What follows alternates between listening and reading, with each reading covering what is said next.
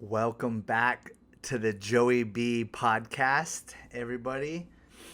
It has been quite some time since I did an episode. I've put out little smaller clips. I was actually a guest on a couple other people's podcasts, and that satiated uh, what I've been wanting to share for the time being. And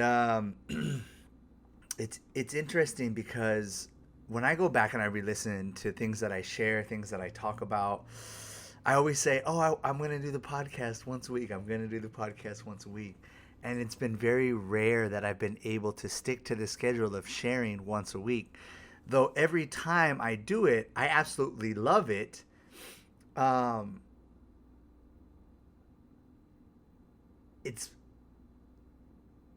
it hasn't been the main focus, and I want it to, which is why I've never given up on it. And I really always love the feedback that people give me, to the three listeners that are out there listening to the podcast.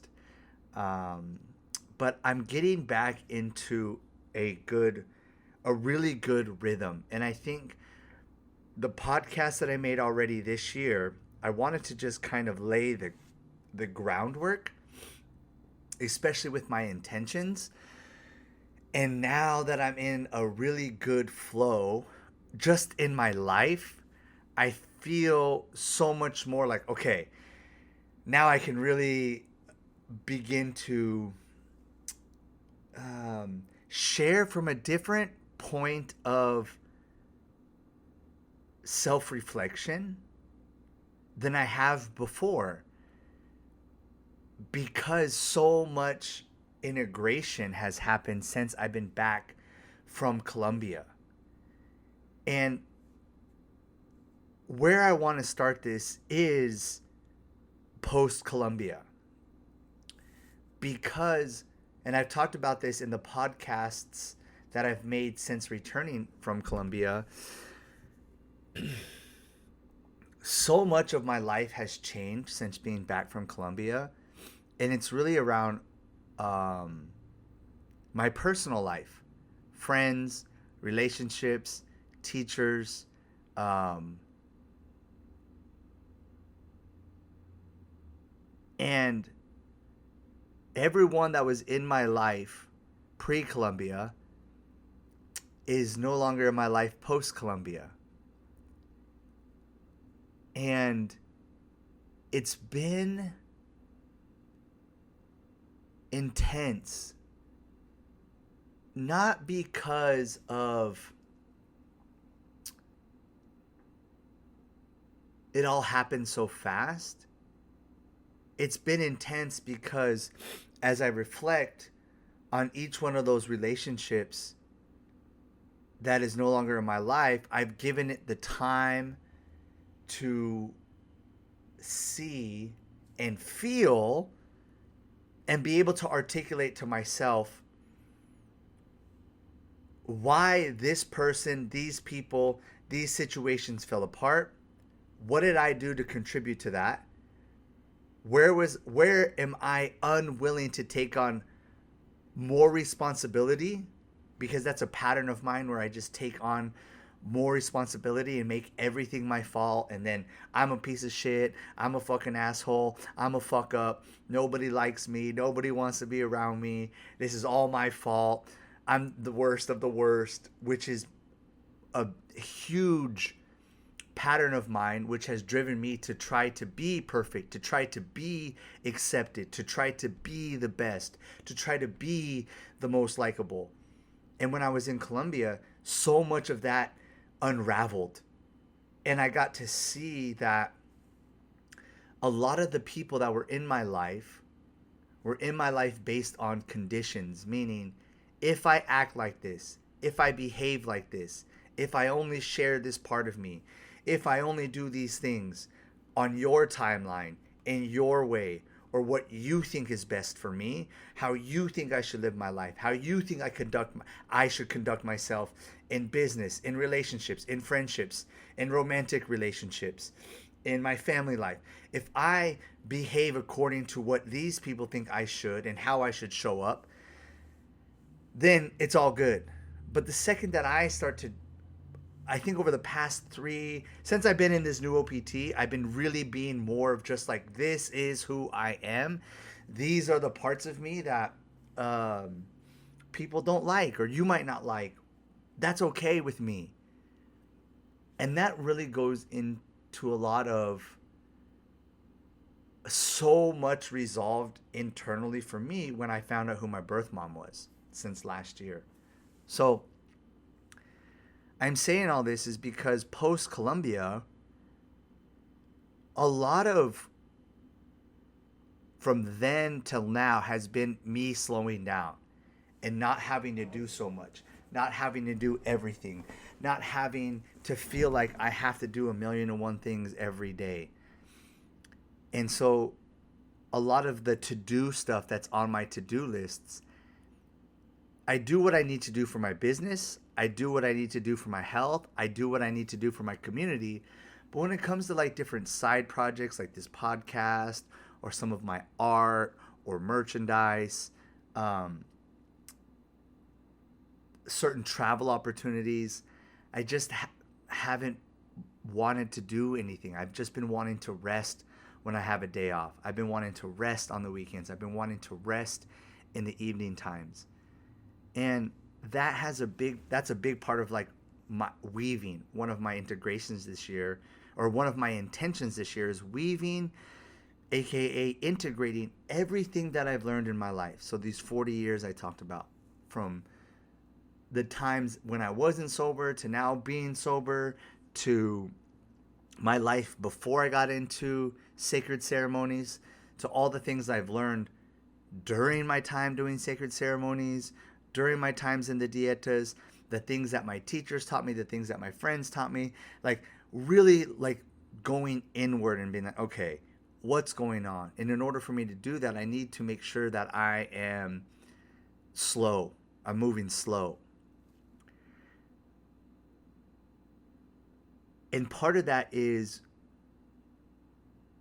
some of these things, when I share, especially things that have been really hard for me, I want to make sure that I have clarity on what it is that I'm sharing about, so people really understand not only what I've gone through in my life, how I get through it, what continues to drive me, how is it that I am able to continue to press forward when everything like in my life would be like, no, give up, quit, shut it down.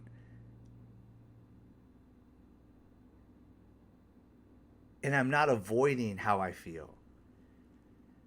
And so since Colombia, I have spent a lot of time thinking about all of these things and taking time to just be with myself, and a lot of alone time. I've been alone a lot since being back from Colombia, and I'm starting to kind of now shake that off. You know, I had a really awesome trip to the Redwoods. You know, I'm still being social for what I consider my standards of a social life. And that's going to lead me, what I want to say for that is like, I've realized not only how much of my life I've lived with an open heart. Now coming back, I realize because I have an open heart and because I'm more sensitive, I'm being okay with that. Like, I'm letting that settle in more. I'm really starting to see the value of that. And so that leads me to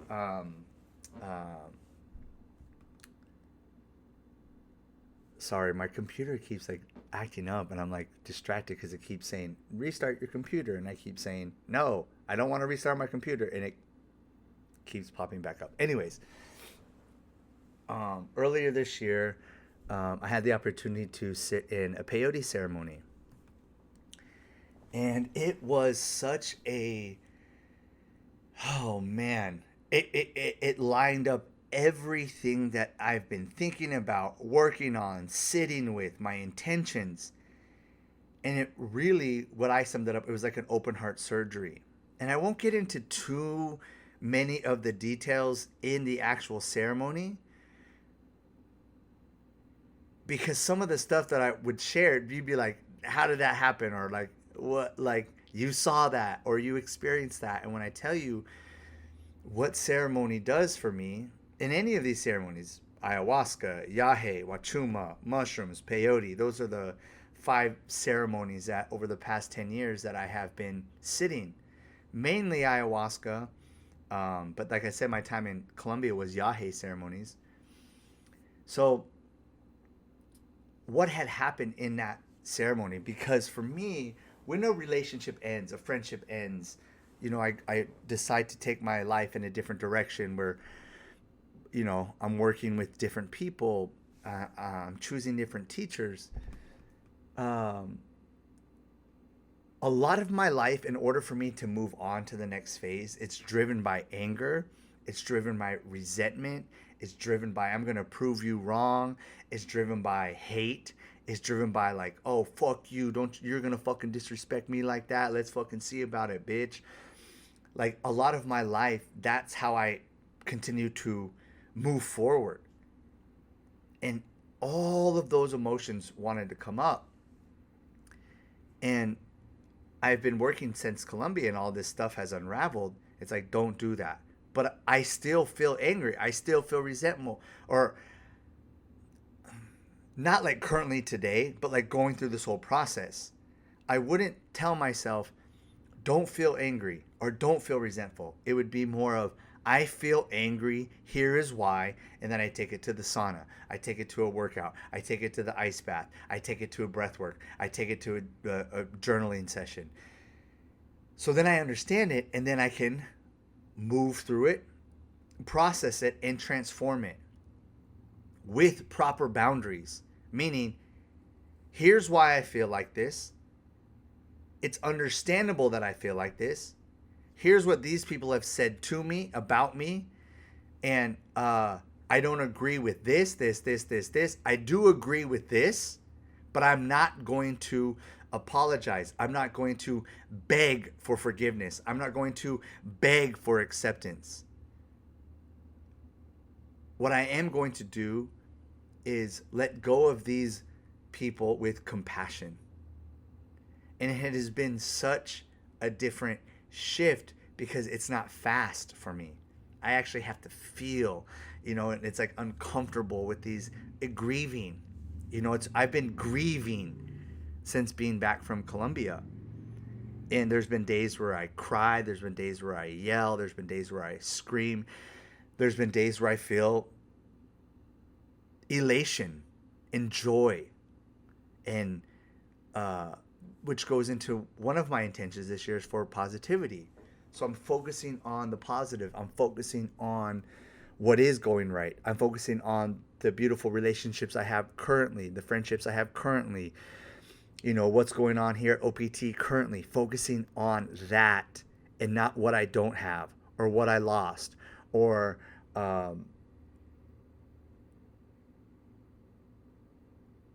the voids that are now here in my life. So giving time and space and thoughtfulness to honor all of the lessons that I'm learning. So during the ceremony, it was like showing me all the people, like I said, like in my life that are no longer in my life.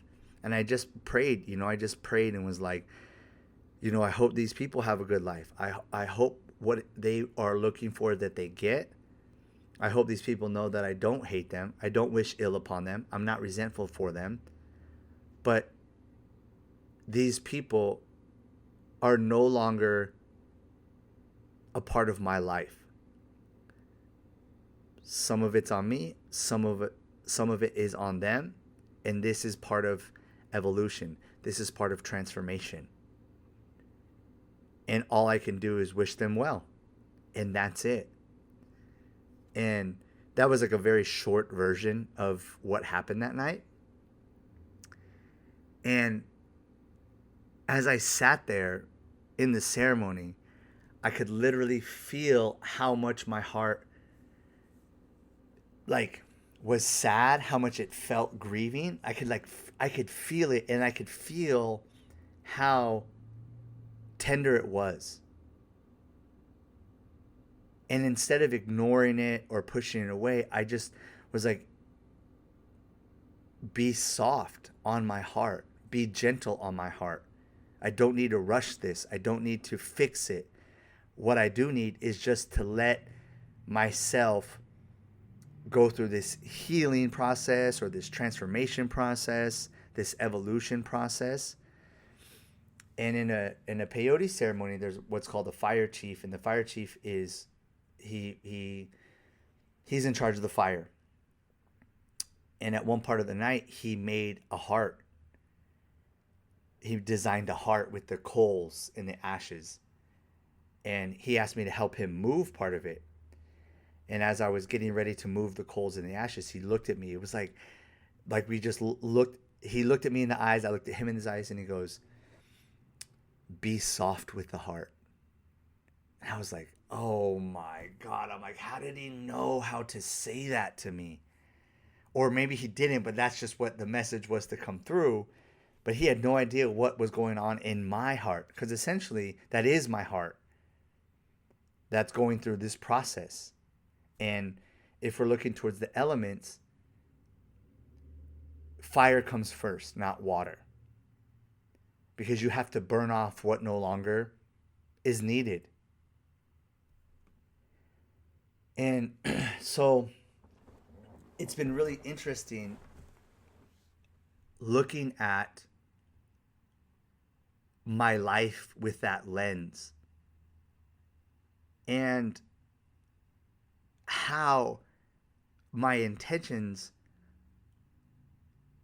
are more and more alive each day. And it's been I don't want to say challenging or tough process. It has been an emotional process.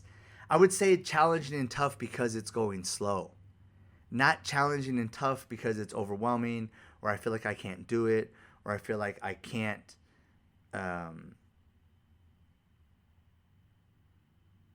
continue to move forward. Challenging and tough because it's slow. And that's a new that's a new tempo for your boy. Poco a poco, little by little. And I'm just really amazed on how much integration has happened post Columbia. I'm proud of myself. And I think that's one thing that I'm really learning is like acknowledging my skills, my gifts, my talents, and that it's okay to feel good about yourself. It's okay to feel be proud about yourself. And a lot of times, especially in today's day and age,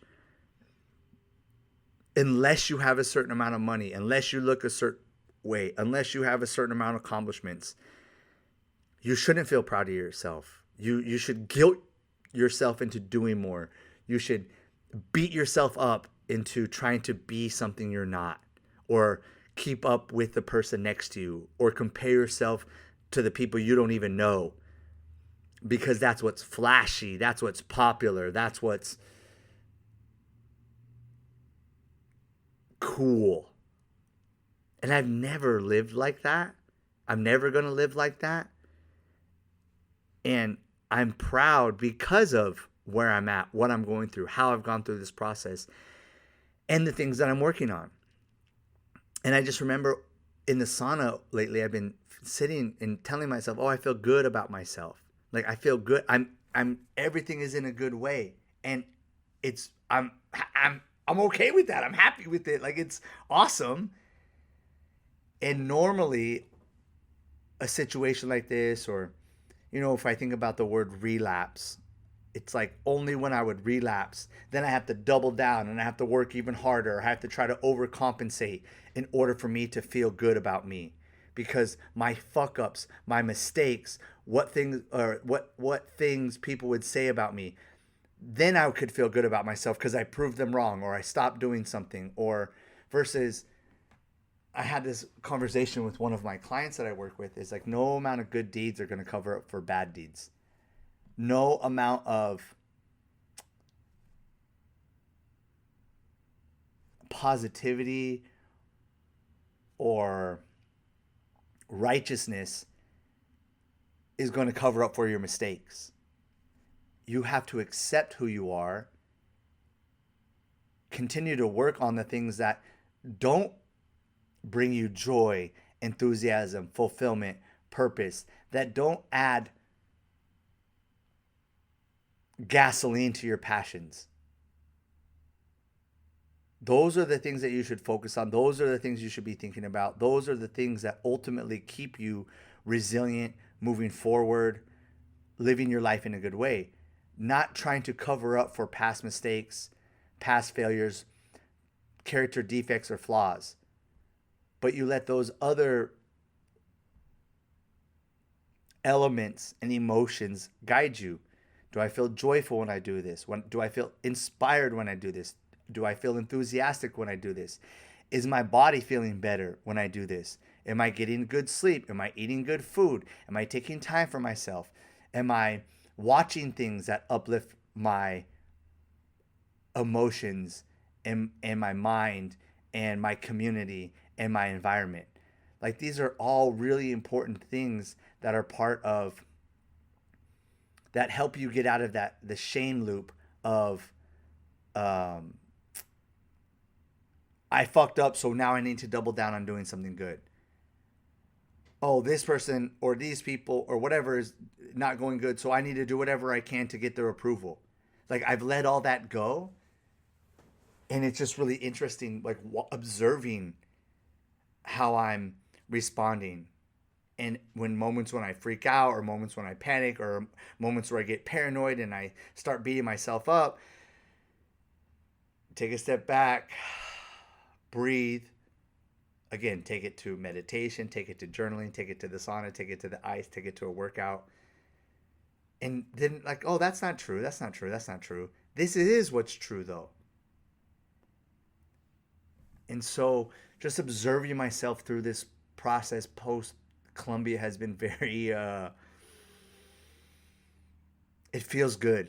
Even when it doesn't feel good, it's like medicine. It doesn't feel good going down, but ultimately it does do what it's supposed to do and get you to a place where you are more whole and complete. And I think part of that is just accepting who you are, which goes into I've been on this kick lately. If you've been watching anything that I do on social media, you know, whenever I get onto something or something really kind of piques my interest, I share. And I share from a place of, this is how it applies to me. How does it show up for you? And I say all this is because the more you understand the power of myth, the power of story, the more you understand how psychology is the root of what makes up your expression in human form. Like how you express what's going on, how you live out these patterns that are either subconscious, that are either at the forefront of your mind, why you might act impulsively, why you might shut down and not take action.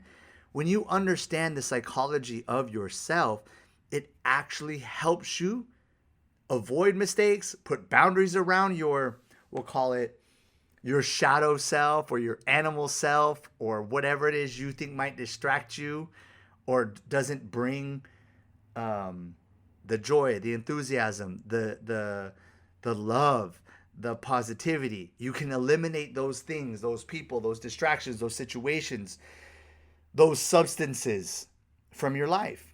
Or you create boundaries around them and accept that this might be part of who you are. And if you accept that, then you're not judging yourself. You're not comparing yourself. You're not beating yourself up. You're not living in the shadows. So the first one was around, I'm reading this book called The Tao of Pooh. And it's all around Taoism and Winnie the Pooh. And as I started reading it, one, I love it because it makes the Tao very understandable through this story of Winnie the Pooh and these characters and what the characters are teaching us about ourselves. Now, there's people that have done the psychological representation of the characters of Winnie the Pooh, and as I'm reading this book, I'm like, oh my god, like I wonder what people think, who people think I am, and then I wonder what I think I am.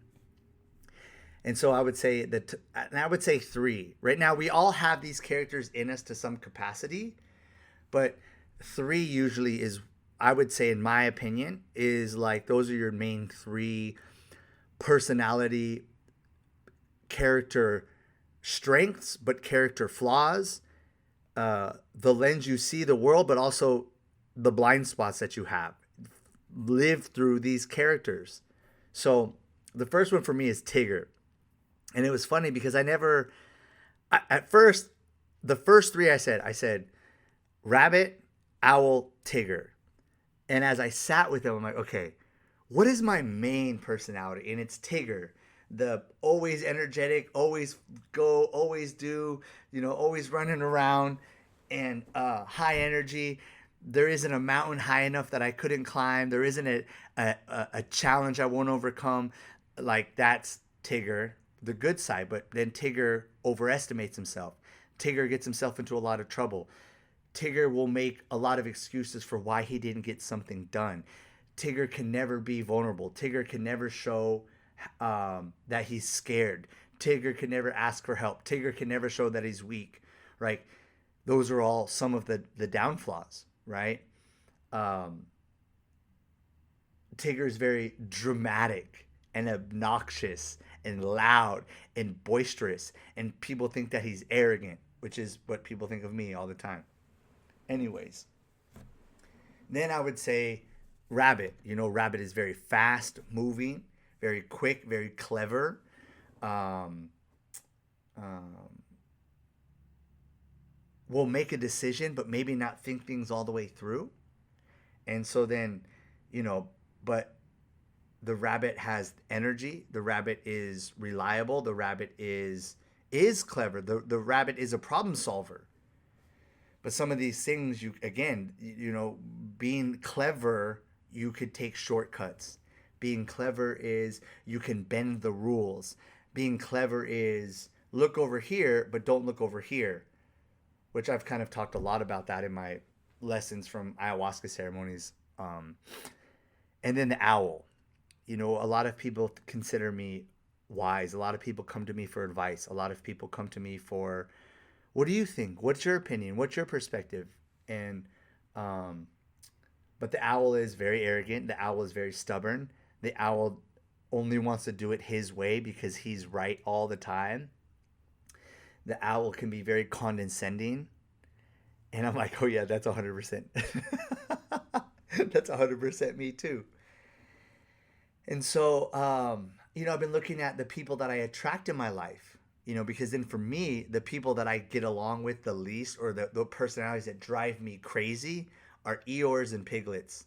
That drive me and Winnie the Poohs. Drive me fucking crazy. But then I look at my life and I have so many Eeyores, Winnie the Poohs, Piglets in my life. But part of it, the compassion piece is like, oh yeah, I have been like that in these situations. Your Eeyore shows up like this, but my Eeyore shows up like this. It's like I've been putting off doing a podcast. That's Eeyore energy. Procrastination is Eeyore energy. And so then when I'm able to not only identify my own personality traits, but then when I can look at people in my community and the people that I hang out with, I'm like, oh my God, this is why I love you. Even though you drive me crazy, you're ultimately helping me become a better teacher, a better coach, a better friend, a better lover, a better guide, a better listener, a better leader, a better communicator. Like, through the things that we don't want to work on is how we put our strongest skill sets to the test. That's how we polish. That's how we sharpen. That's how we clean. That's how we organize. And so if you're listening to this, look at the characters from Winnie the Pooh and find out who you are. And I'm gonna share more of that here coming up. The second thing was, I went and saw Thunderbolts. I love Marvel, but ever since Iron Man died, Marvel has not been the same. And not only do I love Marvel, I love the mythology behind Marvel. I love the psychology behind Marvel. I love who the characters represent. So I went and saw Thunderbolts, and it's really about mental health and depression. And I think this might sound stupid, but it makes 100% sense to me, is that if I would have saw Thunderbolts 5 years ago, 10 years ago, it would have ripped me wide open. I would have been bawling. And one of the things as I watched the movie, and I don't want to spoil it or anything like that, is I was really proud of myself because I'm like, man, it wasn't as emotional, but I could feel myself being like, I could see how 5-10 years ago this would have torn me apart because I hadn't confronted the things that drove my sadness, that drove my depression, that drove my grieving, that drove my mistakes, that drove my shame, that drove my pain. But I've resolved those things. I'm not perfect by any means, and those things will always be there, but they don't knock me out. They don't overwhelm me. They don't cause me mental strife. And so the story of it, like really at the end of the day, is like love. Love gets you through. Community gets you through. Confronting your scary moments, memories, dreams, nightmares, relationships, failures, moments of shame, moments of failure, moments of weakness. Confronting those, accepting help from others, and applying love. And ultimately, you have to battle those moments, but you're not alone. And love heals all. And so it was like, wow, dang, Marvel going deep with the depression and love, and it was awesome. So go see that too. And then the last one, and this is all, the theme around this is like knowing thyself, right? Knowing yourself, accepting who you are, and putting boundaries on the things, like I said, that could be a distraction, that could be toxic, that could be your Achilles heel, that could cause disharmony in your life, dysfunction in your life, unhealthy patterns in your life. And so then, I'm not a Star Wars fan. I don't even like Star Wars. I think it's dumb. I think it's corny, and I've never liked it. I don't get the hype of it. And one of the reasons why it's like slapstick. I don't like slapstick stuff. Like, we're trying to be badass, but it's so corny and we don't really want to hurt anybody. Like, it's too soft. It's like, dude, just fucking cut this guy's head off or stab this guy in the heart, or, you know what I mean? Like, I'm very much like that. So, one of my favorite characters, though, I remember when these other Star Wars came out, the Darth Maul. I thought Darth Maul was super awesome. And so, the Revenge of the Sith is out now. They relaunched it, and I thought it was going to be about Darth Maul. I was like, oh, like I've been watching a lot more movies lately. When I get home, just trying to relax, turn my mind off, do something healthy, watch a movie, go to sleep. I was like, well, I want to see if this is Darth Maul. So I turned it on. I'm watching it, and I'm like, they're not talking about Darth Maul. They're not making any references to Darth Maul. I was like, is this what this is about?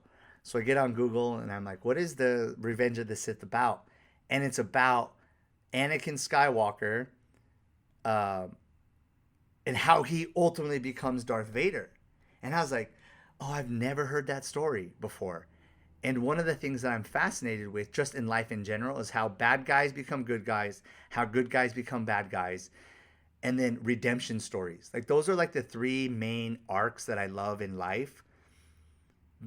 and I'm saying all this is because when you identify yourself through story, it could be through books, it could be through music, it could, for me, movies, music, books, and obviously I love psychology and philosophy. So like, I have studied this my whole life. I've been obsessed with different stories and characters and movies and songs and all that. So it's easy for me to, this is who I am, even the ugly parts, right? So I was like, damn, I've never even heard how Darth Vader becomes Darth Vader. Let me check this out. This is why I'm Team Darth Vader. And this is where I relate to Darth Vader a lot. Is if you haven't seen it, long story short, Anakin's a really good guy, but he keeps being disrespected by his teacher, by the council. Everyone talks down to him. Everyone tells him he's not ready. Everyone always is just like, even though he's jumping through the loops, checking all the boxes, clearing all the hurdles, showing up in the and doing all the Jedi stuff. He's doing everything asked of him. And then when he gets a seat on this council, they are like, well, we're not going to call you master, and you can't go on these trips, and you can't go on these missions. And he's like, man, I feel very disrespected. And his right-hand man is the main council guy. Long story short, he goes to the council, or pause, Anakin's wife, I don't know if they're wife or lovers, but she's pregnant, and he has dreams of the future. And so that's how he found out his mom was going to die, is through a dream. And he has this dream that his wife, or the woman that's going to bear his children, is going to die in childbirth. So he's panicked. He's freaked out. Nobody knows this because this birth is supposed to be like a secret, because this is the princess, and I guess he shouldn't have been, he should be doing Jedi bedroom tricks with this lady. Anyways, so he's like really stressed. Nobody knows that this is going on, and he's trying to find a way to save his wife.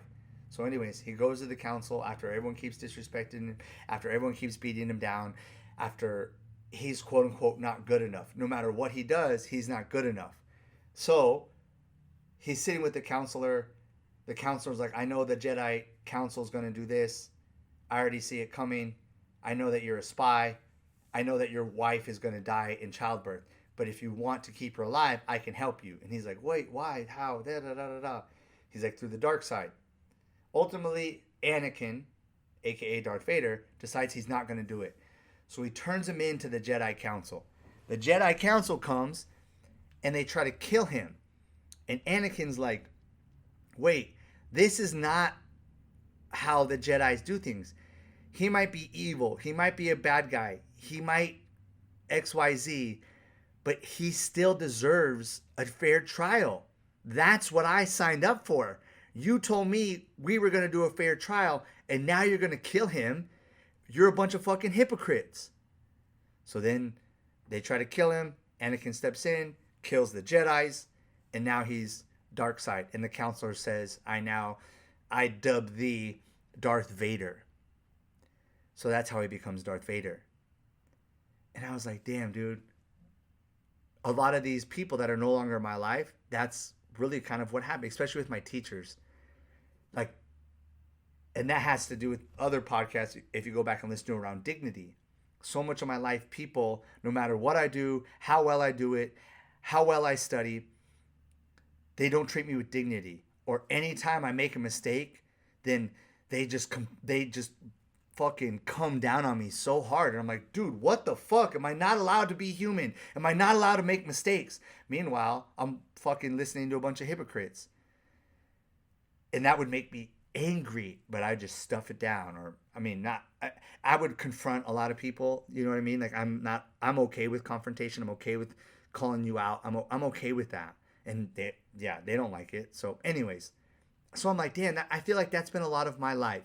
No matter what I do, no matter how much I try to walk this path, I get beat down or singled out, or I jump through the hoops, knock over the obstacles, clear all the hurdles, study, discipline, show up, and it's still not enough. You're never going to allow me this seat.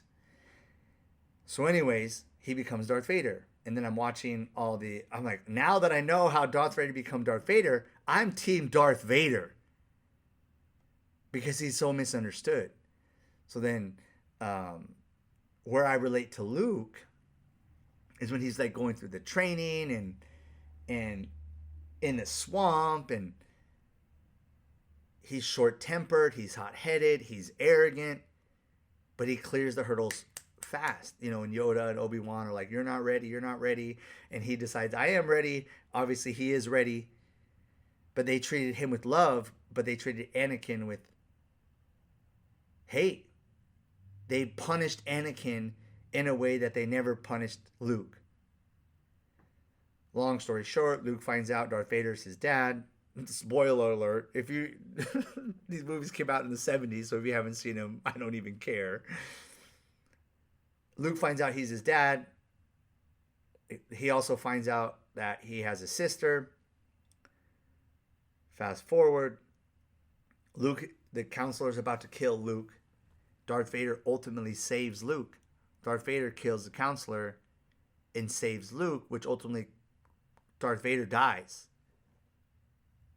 And I'm like, there it is again, like love. Love ultimately is what saves people. And no matter how dark it gets, no matter how crazy things get, you'll have opportunities to choose love if you listen and if you are in tune with your heart. If you're listening to your intuition versus the forces at play. And that can go both ways. Even if you love something, even if I love this person, or I love this job, I love this way of thinking, I love this where I'm living, I love this job, but if ultimately it's like draining you and it's not good, well, you have to walk away. You have to put a boundary. And that's where a lot of people, I think, have a misunderstanding around the boundaries of love or discerning how to apply the love. That love is unconditional, but that doesn't mean it's unlimited. And most people conflate the two, which leaves people drained, tired, worn out, sick, inconsistent, broken down. So here's this bad guy who used to be a good guy. He only turned a bad guy because the good guys fucked him over, lied about their situation, were hypocrites, and tried to kill the person that Luke was not only friends with, he was trying to do a fair trial. He was trying to do everything that the Jedi's told him to do. And then it was like, well, how come you can kill this guy, but if I do this, it's wrong, but you can kill this guy and it's all good? No, I'm on the dark side. Anyways, but he was a good guy turned bad, and then he redeemed himself. And I'm like, I love Darth Vader so much. Like, more than any of the characters in Star Wars, which it's still not a good movie. I still don't like it at all. If anyone told me it's the greatest, I'm like, no, it's not. Dune is way better. Marvel movies are way better. The Ninja Turtles are better. The Matrixes are better. Kill Bill is way better. Like, there's so many better stories than Star Wars.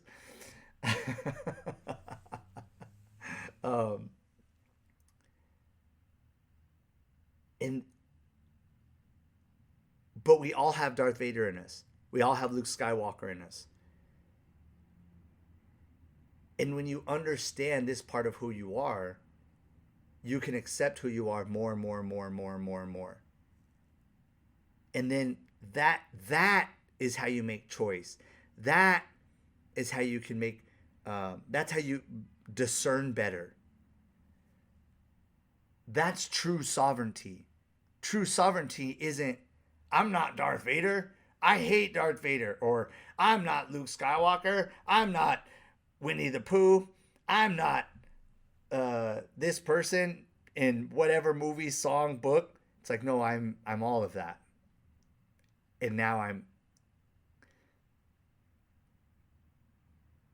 I would say the difference between sovereignty and liberation is liberation is free. Sovereign means I can choose freely. So when you understand who you are now liberated, and now you are sovereign to make choices without the trauma driving you, fear driving you, shame driving you, anger, hate, resentment, fear of making a mistake, fear of making the wrong choice, fear of making the wrong decision, fear of being rejected, fear of not being accepted, fear. You're not making choices out of any of that because you can accept the responsibility that comes with whatever choice you make. So, know thyself. And then lastly, because people ask me about this, about my online dating. I talked about it earlier on my last I think my last podcast or the first one of this year. I started doing this online dating, and so many people have been like, online dating's a shit show. Online dating sucks. Oh my God, it's fucking awful out there. Dating sucks. And I've listened to all these people, women, men, everyone. No one has said that online dating is awesome. Then I'm always like, this is the Tigger in me. I'm like, is it that or is it you? Because if I were a betting person, it's you. It's not the shitty people on online dating. Also, there's shitty people no matter what. So anyways, I haven't gone on a single date. I think I need to redo my profile, or I've talked about this before. I think I really am just a bridge troll. Like I'm a real life fucking Shrek. Like I'm a real life Quasimodo because no one is responding. And the people that have responded, I try to get scammed twice. But I knew it was a scam because I've been scammed before through OPT. I got scammed one time back in 2012. And ever since then, I can tell the language that these scammers use. And I was 100% right. I tried to get scammed, but nothing happened. Like I saw it like coming immediately. And even then I wasn't like, oh, fuck online dating. It sucks. It's these people. And I will say this though. This is so important about knowing thyself. Because a lot of people, even some of the women that we've messaged back and forth, and we didn't end up meeting up or going on a date or anything. But I think a lot of people, like, I'll just give you an example. This one lady, I guess she just recently got divorced. And in the first few messages, she brought up her divorce 3 times. But on her profile, like on so many people's profiles, women's, it's like, oh, I need a man that's emotionally intelligent. I need a man that's emotionally this and emotionally that. And then when I've talked to some of them, I'm like, you're not emotionally intelligent at all. Like, what do you even know what that means? Do you know who you are? And I'm giving just one example of a few. But she brought up her divorce like 3 times. And then I said to her, it sounds like the divorce was like pretty intense. Like, how has dating been going since the divorce? And have you resolved like that? And I'm just asking out of curiosity. And I said, because you've mentioned it 3 times. And I'm wondering how post-divorce, how dating has been for you. And then I never heard from her again. And I'm like, dude, that's crazy. Like, what the heck? And I'm still, I'm trying. It's not like I've given up all hope. I believe that there's hope for a Shrek. I believe there's hope for a bridge troll. It's more because we have access to media and there's so much out there and so much going on. I think people think they understand something, but they actually don't. Just because you read something, just because you've done a few counseling sessions, it doesn't mean you're a changed person. And I was recently talking to one of my clients and I said, there's a difference between emotional intelligence and emotional awareness. Emotional intelligence is, I know what's going on. I know this, da da da da. I can see it in other people. Emotional awareness is, how am I showing up in these situations?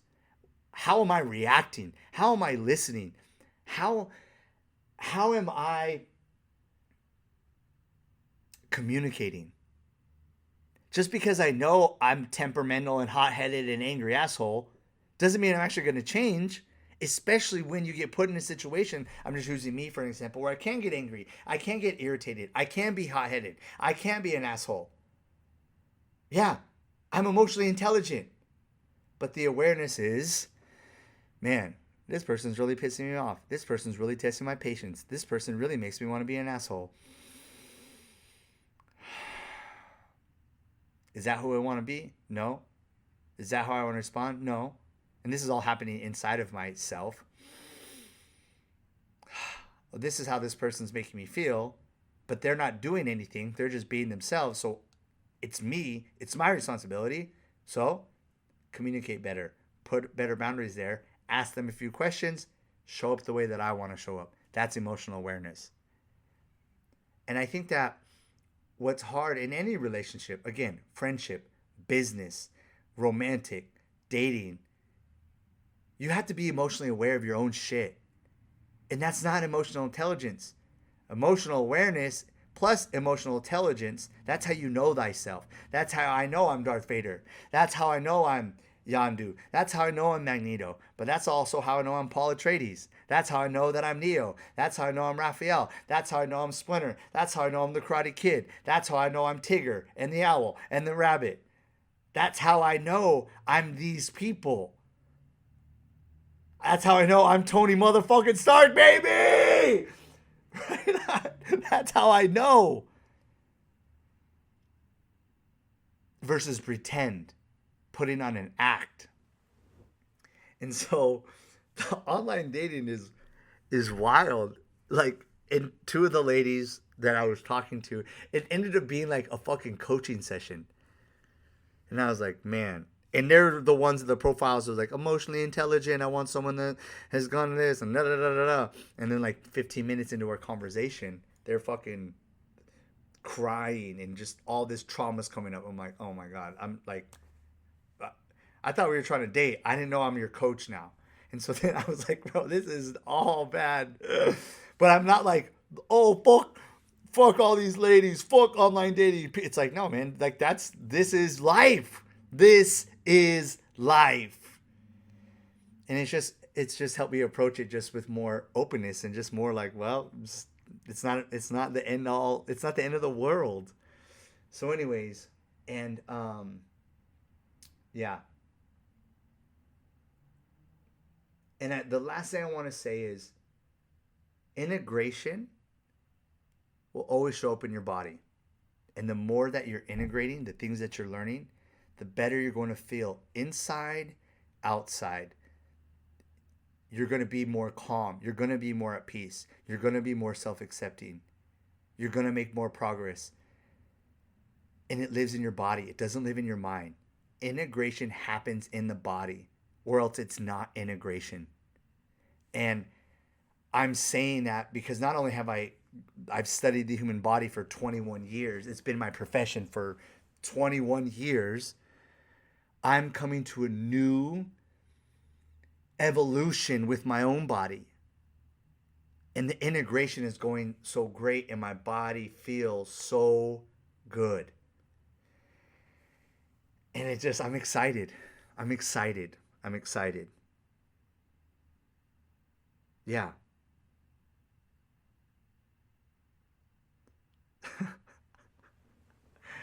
All right, everybody.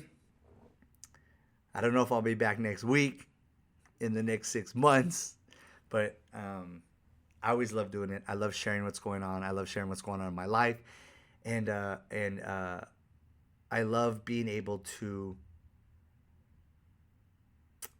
articulate my thoughts and my emotions in real time in a way that I hope people apply it to themselves and apply it to their life and evolve.